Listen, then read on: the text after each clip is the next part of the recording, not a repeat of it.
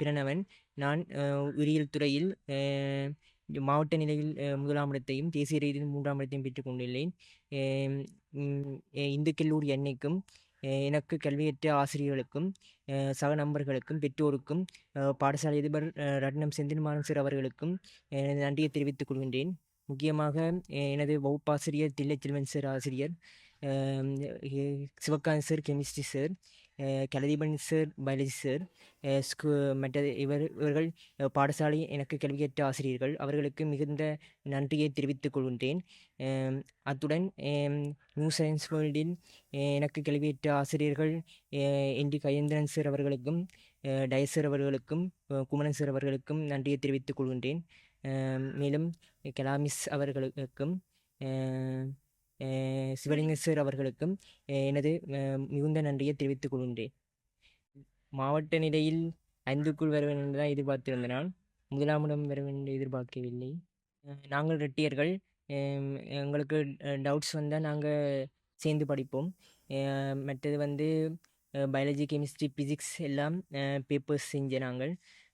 மற்றது வந்து ஒவ்வொரு நாளும் டெய்லி படிக்கிற நாங்கள். எனது பேர் சரவணன். நான் மாவட்ட ரீதியில் உயிரியல் பிரிவில் 2ஆம் இடத்தையும், தேசிய ரீதியில் 5ஆம் இடத்தையும் பெற்றுள்ளேன்.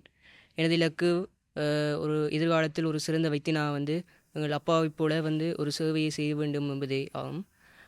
மேலும் எங்களுக்கு கற்பித்த ஆசிரியர்களுக்கும், அதிபர் மற்றும் பெற்றோர்களுக்கும், என் சக நண்பர்களுக்கும் இந்த நேரத்தில் நன்றியை தெரிவித்துக் கொள்கிறேன்.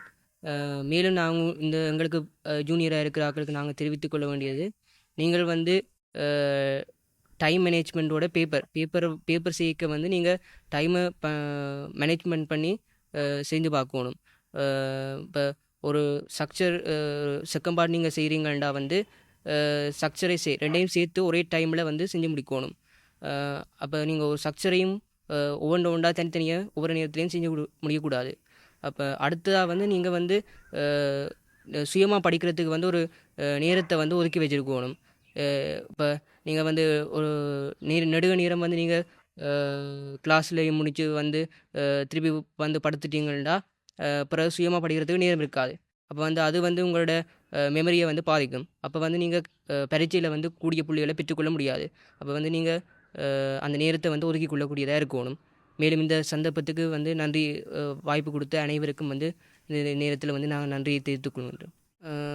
இப்போ வந்து எங்களது அம்மா வந்து இப்போ வரைக்கும் வந்து எல்லா கிளாஸுக்கும் வந்து ஏற்றி கொண்டு தான் தெரியுவா. அதே நேரத்தில் வந்து அப்பாவும் வந்து முடியானவரை வந்து எங்களுக்கு உறுதியாக தான் இருக்கிறவர். ஸோ அந்த நேரத்தில் வந்து எங்களுக்கு 2 பேருக்கும் வந்து இந்த நேரத்தில் வந்து நன்றியை தெரிவித்துக்கணும். மிக மகிழ்ச்சியாக இருக்கிறது. இது வந்து இந்த வாய்ப்புக்கு வந்து கிடைத்தது நாங்கள் பெருமை அடைகிறோம். நாங்கள் ஏற்கனவே வந்து ஆக வந்து முன்னுக்கு வரலாம் என்று எதிர்பார்த்திருந்தோம். பட் இப்போ வந்து நாங்கள் ஃபஸ்ட் செகண்டாக வந்தது வந்து கிடைக்கப்பட்டது மகிழ்ச்சியாக இருக்குது. இன்றைய தினம் மிகவும் மகிழ்ச்சியாக உள்ளது. எனது பிள்ளைகள் இருவரும் யாழ் மாவட்டத்தில் 1ஆவதும் 2ஆவதுமாகவும், தேசிய மட்டத்தில் 3ஆவதும் 5ஆவதாகவும் வந்துள்ளார்கள்.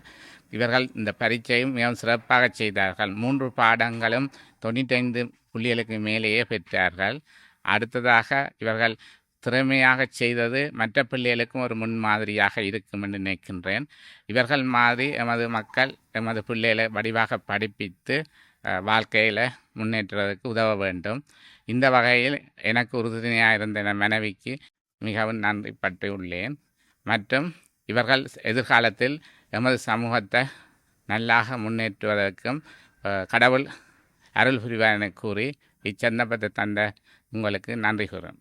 நான் வைத்தியராக இருந்ததால் இந்த பிள்ளைகளை எவ்வாறு வளர்ப்பதென்றது கருவிலிருந்தே கவனமாக இருந்தேன். உணவுகள் கொடுக்கறதிலிருந்து பிள்ளைகள் வளரும் மட்டும், குறிப்பாக 5 வயது மட்டும் பெரிதாக படிப்பிக்கவில்லை. கூட விளையாட்டு அதுகளில் விட்டினான். மற்றது அதுக்கு பிறகு படிப்பதற்குரிய விசேடமான நூல்களை வேண்டி கொடுத்து நான் அடுத்ததாக நூலகத்துக்கு சென்று சிறுவர் பகுதியில் அவர்களை அந்த புத்தகங்கள் எடுத்து படிக்கிற ஆற்றலை உருவாக்கினான். நானும் தினமும் குறைந்தது 4 மணித்தியாலங்கள் வீட்டிலிருந்து படிப்பேன். நான் படிப்பதை பார்த்து பிள்ளைகளும் புத்தகங்கள் எடுத்து படித்து கொள்வார்கள். அவர்களுக்கு தேவையான புத்தகங்கள், அதாவது எல்லா புத்தகங்களும் வேண்டி கொடுக்கக்கூடாது, அந்த முக்கியமான தேவையான புத்தகங்கள் கொடுத்து பயிற்சிகளும் செய்து கொண்டு வந்தேன். ஆனால் இவர்கள் சிறுமையாக செய்தபடியாக இறுதியில் அவர்களாகவே படிக்கிற ஒரு சூழல் வந்தது. எப்பவும் அவர்களோட படிப்பில் மிகவும் கவனமாக இருந்தனர். அடுத்ததாக, அதாவது டெலிஃபோன் அதுகள் பெருசாக பாவிக்கிறது இல்லை. 5ஆம் வகுப்புக்கு பிறகு டிவி நிப்பாட்டினது. ரெண்டும் ஒரு கவனக்கலப்பானாக இருக்கும். அதை விட்டவர்கள் நூல்களையும் பாடசாலை புத்தகங்களையும் படிப்பது மிகவும் தீவிரமாக இருந்ததால் இப்பேற்றை பெற்றுள்ளார்கள்.